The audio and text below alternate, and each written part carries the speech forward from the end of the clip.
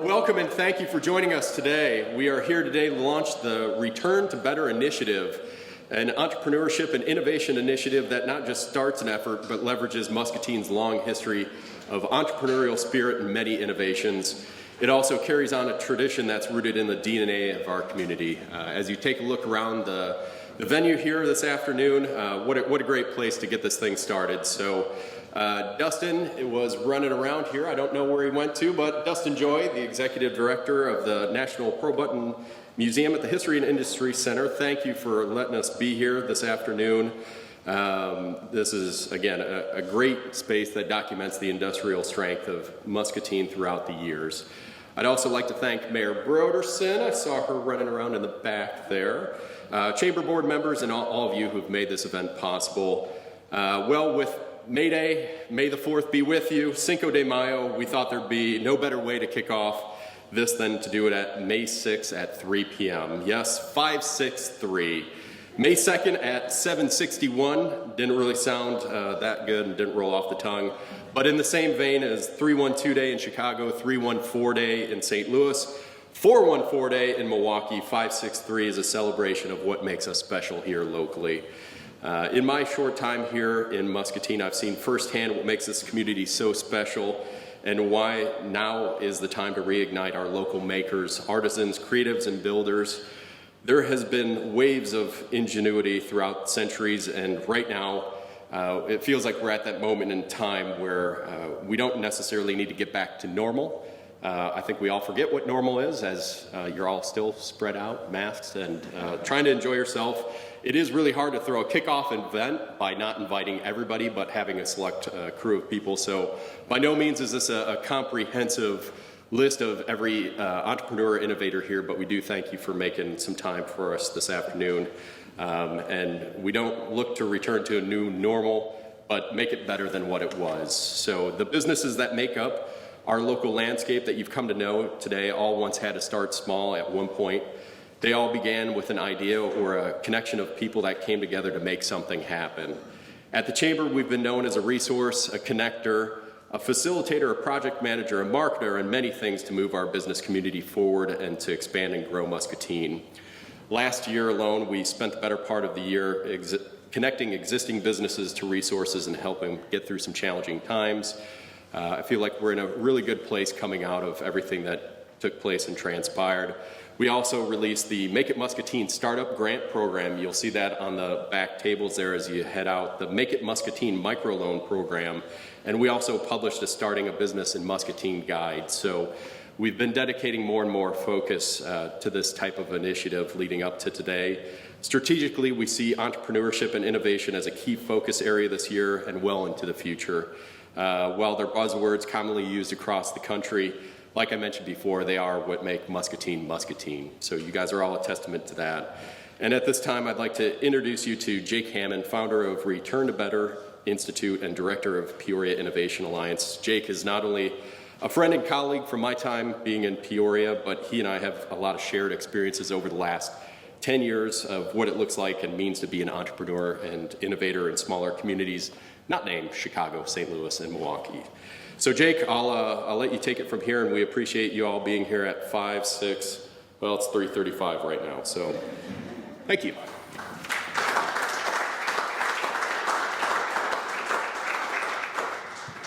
All right, thanks, Eric. It's great to be back here in Muscatine. I've been over here many a times, and will continue to do so over the next couple of years, actually. Starting to get to know you, I had the honor of speaking at the annual luncheon for GMCCI about a month and a half ago. I got to meet a few of you there. So before I go into a bunch of details about the tactical side of things with what Return to Better is and how we plan to implement that here within Muscatine, I wanted to introduce a good friend of mine. I actually met Melissa probably 10 years ago or so. As I started getting familiar with this term called Entrepreneurial Ecosystem building, and we'll talk about that, and Melissa will touch on that a little bit as she goes through her presentation. But Melissa's at the Kauffman Foundation, does some incredible work on the research side in understanding how really our economies are changing. And Eric kind of spoke to that, how Muscatine has been kind of rooted in innovation and entrepreneurship for years, but nationally and internationally too, it's starting to see this resurgence. and especially in these small to mid-sized towns. Chicago, Eric mentioned Chicago, St. Louis. Those places have been doing it for a while, but it's now making its way into these smaller rural communities and really provides an opportunity to kind of change things and put you on a trajectory of growth for the community and for the region. So without anything more, I'm going to turn it over to Melissa. She's going to walk through some of the stuff from the Kauffman Foundation, their research, and kind of set the stage for what we're going to be doing here specifically in Muscatine over the next couple of years. So Melissa, come on up.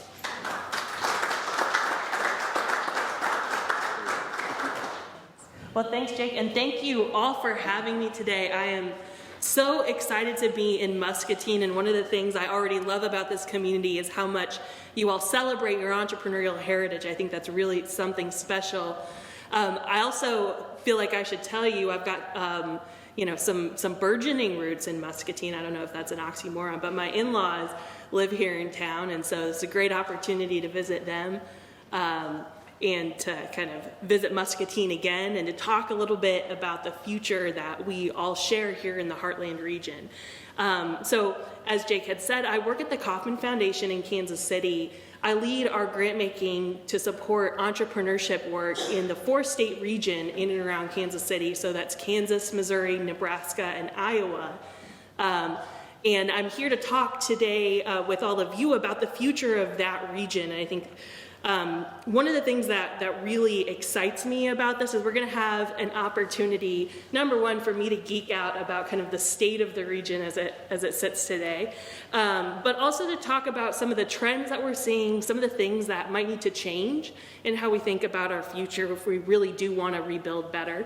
And so I always start first by talking a little bit about our founder, Mr. K. So Mr. Kauffman, it's really a once-in-a-generation entrepreneur, started a company in the basement of his home in Kansas City. It grew into one of the largest life science companies in the entire world. So you might know it as Mary and Merrill Dow, or even today Sanofi. And so it's really cool to have that heritage in our hometown. But the thing that I really appreciate about Mr. Kauffman is that he didn't just build a great company. He thought, much like the people here in Muscatine did, about his entrepreneurial legacy. And when he looked back on his life and thought about the things that had made him successful that he wanted to pass on, it was really the education that he was able to receive and the opportunity to start his own business. And so that is why we do the work that we do today. So as I said, I lead our grant-making work in this region to build entrepreneurial ecosystems and to support entrepreneurs as they face challenges around the region. But I wanted to start by talking with you today a little bit about the situation that we find ourselves in now after 18 years of pandemics and movements for racial justice. And I think, the thing about living and working in the Heartland region that is a little bit universal is I think we're all a little bit conflict avoidant. In Kansas, we call it Kansas City nice. I hear in Portland, they call it Portland nice. Bless your heart, maybe they have Muscatine nice. But at the end of the day, I think we all avoid having difficult conversations, but 2020 and 2021, these have been nothing if not a time to face some hard truths. And so I think while we're at it, we better have one more hard truth about, the economic future of this region. And that is really that as hard as we have worked over the last 10 years, we're still not seeing the entrepreneurial outcomes that we would like to. It's really important because we have to make some changes to the very underlying structure of our regional economy. We've got to fundamentally diversify our tax and employment bases across these states. We've got to make sure that the businesses that we're building are globally economically competitive, and we've got to make sure that the occupations that we support and we train people into are going to lead in the 21st century. And so with that state of play, I don't say that to depress us, but really rather to impress upon us all the urgency of the situation that we find ourselves in. We've got to start thinking about how to do economic development and how to do entrepreneurial support differently. So that brings us to now. And we've got a couple of critical questions to answer. And I think the first of those is really thinking about the opportunity of the time that we're in now and asking ourselves, how can we really take advantage of this once-in-a-generation chance to accelerate firm formation, to really increase firm survival in this difficult time, and to reverse a lot of the trends that we're seeing in the economy. So the first thing I want to share with you is that, we're entering a recession, but there's nothing more exciting about this time than the fact that recessions and accelerations in firm formation, they go hand in hand.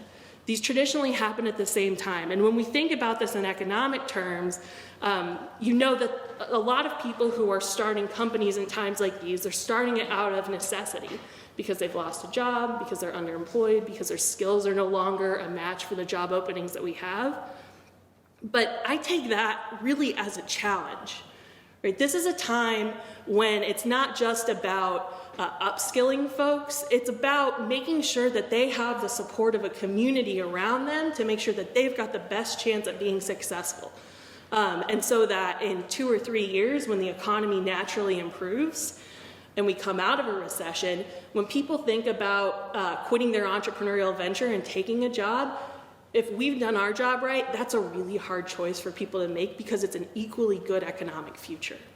And I think that's really the key of these kind of times of year. And this is also, another question I think is really important for us to consider right now is how and for whom is entrepreneurial growth driving wealth creation? So when we think about, the last 20 years, 25 years of the U.S. economy, one of the things that we know based on research is that all net new job creation has happened as a result of businesses that are fewer than 5 years old. And so that crazy economic power is really goes hand in hand with wealth creation. You hear all the stories about Silicon Valley startups that go from being in the basement of someone's house to being an international success or a worldwide platform that people use every day. The truth is, not everybody has the economic opportunity to make that leap. And the wealth gap right now in this country is racialized and getting worse. The average wealth of a white family in the United States is 10 times that of a black family. And when you take that in the context of entrepreneurship, some really important disparities emerge. Because the way that we know people start businesses most often is that they start them based on personal savings, personal credit, or home equity. And all three of those are factors that are heavily influenced by access to generational wealth. And so unless we solve this problem, we can expect this to get worse, not better. But the challenge of that is that it's not just about racial disparities, it's also about geographic disparities. I think in rural areas and small towns, people have been talking for years about brain drain. There's also an equally concerning amount of taxpayer migration that's happening. So that means wealth is leaving places. So it's really a similar problem. And one of the things that we know about that, again, based in this region, is that access to capital is a bigger problem for entrepreneurs here locally than it is in other places in the country by almost 10 points. So entrepreneurs here in the Heartland region report that they struggle to raise capital to start or to grow a business more often. And so, when you look at these things, I think the what of what we've got to do becomes really clear. We've got to do a much better job urgently of supporting entrepreneurs as they start and grow businesses. We've got to view economic development really as synonymous with entrepreneurial ecosystem development and entrepreneur support. And a lot of that work has got to be focused on making sure that everyone, no matter where you start a business and what your family history looks like, has the opportunity to get access to capital. And that's so much more important in this region. But the last thing I want to talk about, because I think we're in a room here where there's a lot of people who are in positions of community leadership, is really about the how of how we pursue change. And how do we change our behavior and our focus as community leaders? I think there's really a couple of key things here. Like, we need to change not just how we think about economic development from something where you can have a few very clear and financial inputs and get out a couple of very clear and predictable outputs. Like, for instance, when you give a tax credit to a company to create jobs. The reality of entrepreneurial ecosystem building is that it's much more complex. And because these companies struggle to start or sometimes don't have access to capital when they first start, there aren't those easy kind of economic development incentives that are clear to understand. Sometimes there's not a ribbon that you can cut when you support the opening of a small business, but it's just as important because of that incredible job creating power. I think another thing that is really important about kind of the difference between farms and ecosystems is that farms are neat and they're tidy, and you can kind of have certainty around who gets the benefit, and you can have a pretty good sense if you do one thing that something else is going to happen. Entrepreneurial ecosystem building is more like an ecosystem, more like a natural or organic phenomenon, because you can't always tell at the outset which companies are going to be successful, but you have to create conditions that make it much easier for everyone who wants to have an opportunity to be successful in the long run. You know, the next piece is really the idea of transitioning from community leaders acting as gatekeepers to acting as network nodes. And so, you know, I think in the traditional way that our society works, you know, you go through your career, you get into positions where you control power and resources, and you're taught to become a steward of those resources and be really careful about how and to whom you open the doors to access those around. But to build successful entrepreneurial ecosystems, you have to think less about making sure the right people are coming in the doors and more about load matching and more about connection and free interchange of ideas. And so if you can think a little bit differently as a community leader and be open, I think that is really a really important transition for folks to make, although a difficult one. And the last piece is transitioning from a leader to a feeder. And what I mean by that, this really comes from the book Startup Communities that's written by a great community leader called Brad Feld, where he differentiates between startup communities that are led by entrepreneurs themselves, those are the leaders, versus startup communities that are led by, you know, feeders, people who bring resources to the table and really come primarily to support entrepreneurs.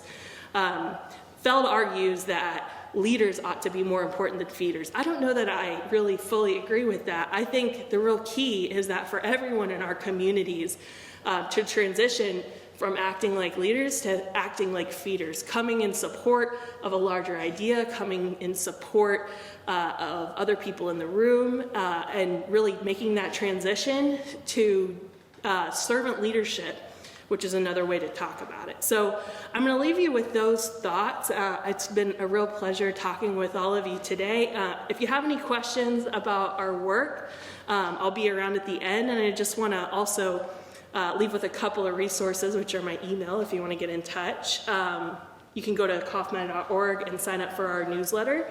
And then, of course, you can read the policy platform that we put together with the Startups Up Now Coalition. So thank you so much for having me, and I'll let Jake take it away.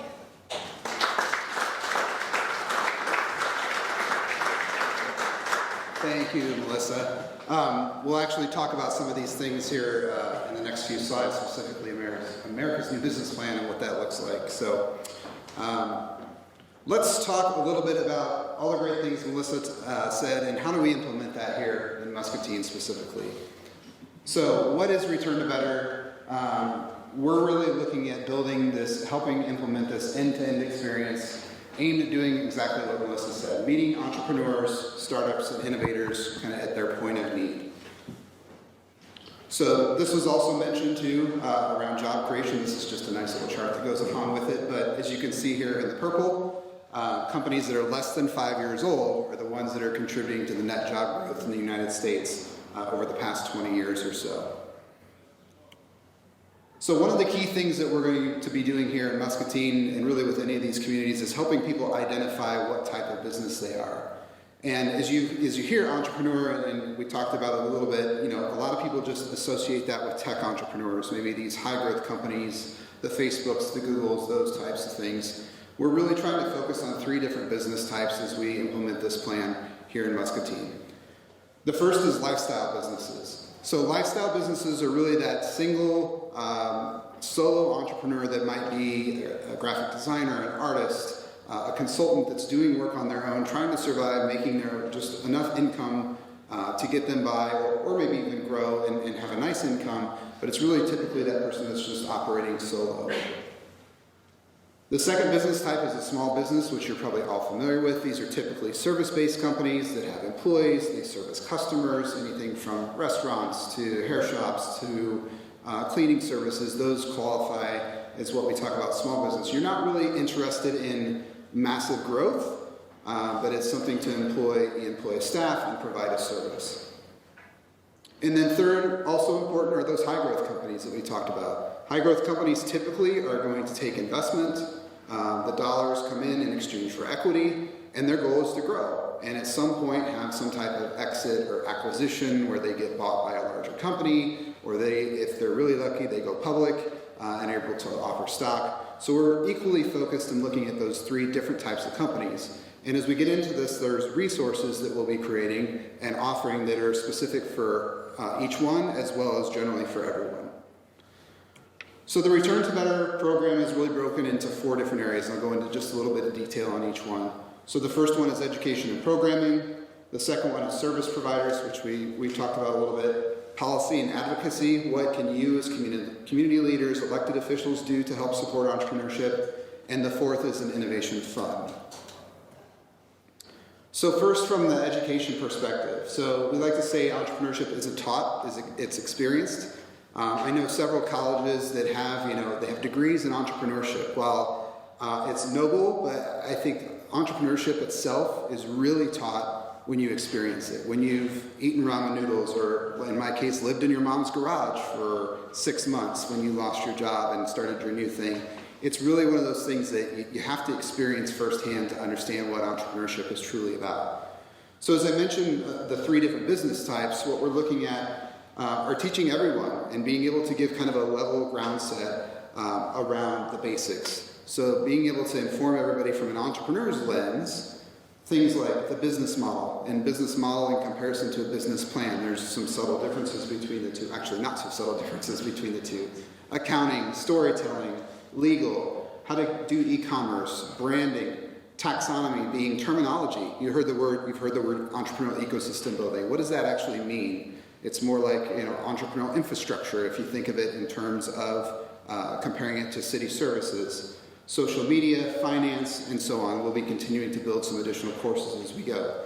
And then as we break out into those individual business types, there'll be specific courses around what we call Beyond the Basics. A good example I like to use is I've seen too many high-growth startups or people that just have ideas that say, I need to build an app.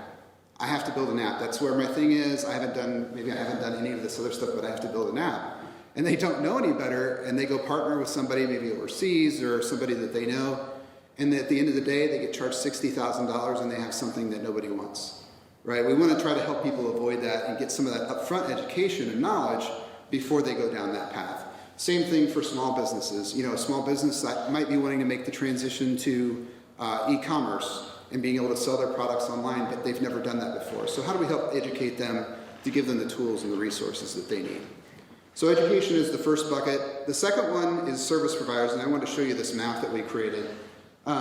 If you look here, these are the dots, and some of these cities have multiple ones, but this is, as of today, the resources that exist to help entrepreneurs for Muscatine. There's one in Muscatine, which is mostly the GMCCI when it comes to the funding and those types of things and some of the access. But the rest of those organizations are not here in town. So how can we start bringing those services and resources to bear? I think we've identified that there are a lot here. It's just a matter of making it known that they're here and making the connection, as we talked about those nodes of the network, between the entrepreneurs and those service providers.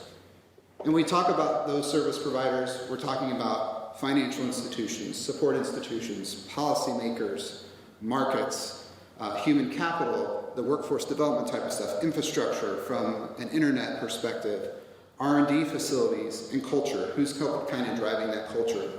And probably within the next 6 months or so, we'll actually be rolling out a platform from a company called Lifting Up called the Smart Start Dashboard that'll actually be an online tool where entrepreneurs can register and get connected with those resources digitally and maintain kind of a record and a timeline of their journey as an entrepreneur. The third piece is an innovation fund. I know that Eric has already put in place, he mentioned some of the microloans and the startup grants. We're looking to take that to the next level at some point over the next couple of years. There's a few different funding mechanisms. The federal government's actually in the process of sending some funds down to the state level through a program called SSBCI. But what our goal here is to actually utilize a nonprofit organization and have people make tax-deductible contributions to grow the economy. By investing a donation into a fund and then being able to invest that money into these early stage ventures in exchange for equity, any of those returns don't go necessarily back to the individual, they come back into the fund, so that what we call is an evergreen fund, that over time, that fund continues to build itself and it becomes a sustainable mechanism to provide to companies as they continue to grow. So early stage, seed stage, and as they approach exit. So the fourth piece is the policy and advocacy piece. Melissa had this on her slide, America's New Business Plan, as well as an organization called Right to Start. And this is really working with local elected officials. I saw Carol was here somewhere from the city, and policymakers to look at what things can be done from a city or government perspective to make it easier for entrepreneurs to get started. Whether it's a review of existing policies, whether it's zoning, permitting, licensing, procurement, those types of things. Is it funding? Does the city have revolving loan funds? Opportunity, so reducing those barriers. Knowledge, so knowledge is a lot of what we'll be doing through the education portion of things. And support, so that storytelling. How do we help people understand that it's okay to take a risk, that there's a support system around them to help build them up, to help them grow, to help them move forward. And the key thing, that it's okay to fail. We have to be more comfortable and be a little bit more tolerant of taking risk and understanding that in the realm of small business and entrepreneurship, 1 out of 10 efforts is going to succeed. The other ones might fail, but that's okay. That we celebrate those, we celebrate the wins just as much as we do the losses and encourage those people to try it again. So I won't go into the details of all the deliverables, but this is just kind of our timeline of what we're working through with Eric and his team in terms of our different deliverables. We've done a lot of upfront research. You'll see on the screens afterwards, they'll be cycling through. There's a QR code that I encourage all of you to all you have to do is point your phone camera to it. It'll pop up. And what we're trying to do is capture kind of sentiment around how you as community leaders feel the ecosystem is in Muscatine today. Where are we at today? What could be done better? What's really good? What type of resources are here? What do we need more of? All those questions are kind of addressed within there. Eventually, once we get through that and kind of have an idea of where we're at today, the plan is to start engaging with the actual entrepreneurs that are here and asking them what their perception is. Does it match up? And what are their needs? What can they be provided with more of to help them succeed? So at the end of the day, what are the goals for this program? So it's connecting. So entrepreneurial ecosystem building, fancy term, right? Essentially what that is, it's connecting that top-down traditional economic development policy with the grassroots, bottom-up, community-driven mentality of where entrepreneurs kind of live. Amplify, so that's the storytelling piece. How do we tell the story of the history, but also the future? And as these new companies, these startups, these small businesses, these lifestyle entrepreneurs get started, how can we be a voice for them to elevate what they're doing to the rest of the community and the region? And include, so the inclusion piece is Melissa talked about, not just entrepreneurs of color, but also rural entrepreneurs, women, all the minorities. How can we give them that equal playing field and make sure that they're included in everything that we do? And you don't have to look far in terms of inspiration, and actually there'll potentially be some partnership with some of these other communities. We have Eric and I have a great friend over in Cedar Rapids, Eric Engelman, and you can look at what they've done over there with an organization called NuboCo. They've done a lot of amazing things in Cedar Rapids to grow their entrepreneurial ecosystem over the past 5 years. Just with $2 million in investment, they were able to launch 40 companies, over 100 jobs, and Eric was just able to secure $40 million here in the last 6 months to start their next round of building a new company. So it can be done in smaller communities, even communities, of 20, 25,000. That's what we're aiming to do here in Muscatine. So the last thing I'll leave you with is this quote: in order to prevail in today's ever-changing economy, we must treat the community like a startup, taking calculated risks, but being willing to lead with boldness and courage to move into the future and not stay stuck in the past. So I'm thankful for having a partner in this, and Eric. He's always been kind of a forward thinker, pushed me, and we're really excited about what the future holds for Muscatine and the Return to Better program. So with that, I'll have Eric come back up and we'll close it up.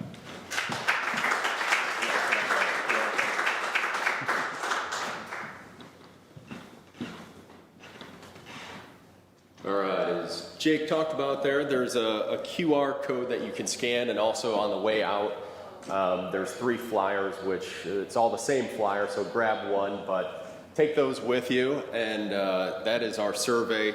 We're trying to collect this information, kind of warehouse all that to help direct some of our efforts as a chamber.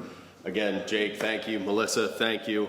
Melissa jokes she's a little, rusty from not having in-person presentations, so thank you all, because yes, it is different from being behind a Zoom or a GoToMeeting, but now we've got a live PowerPoint presentation on a screen, so you can be out of your own bedrooms and here in front of a screen. But to what our presenters had talked about there, this is nothing new for Muscatine, and I hate to even make it think like it's a brand new idea. This idea has been done plenty of times over here. It's just reigniting things and bringing people back to the same table or in the same room and having these connections.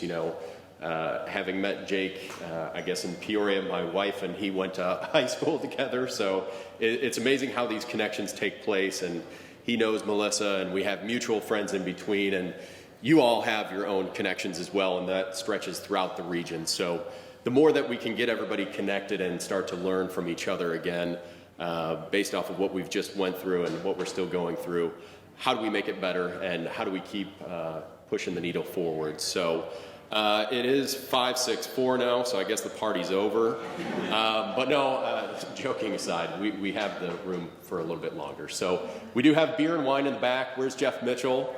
If Jeff's still here, shout out to Contrary, Pearl City Pilsner. You can't beat locally brewed beer.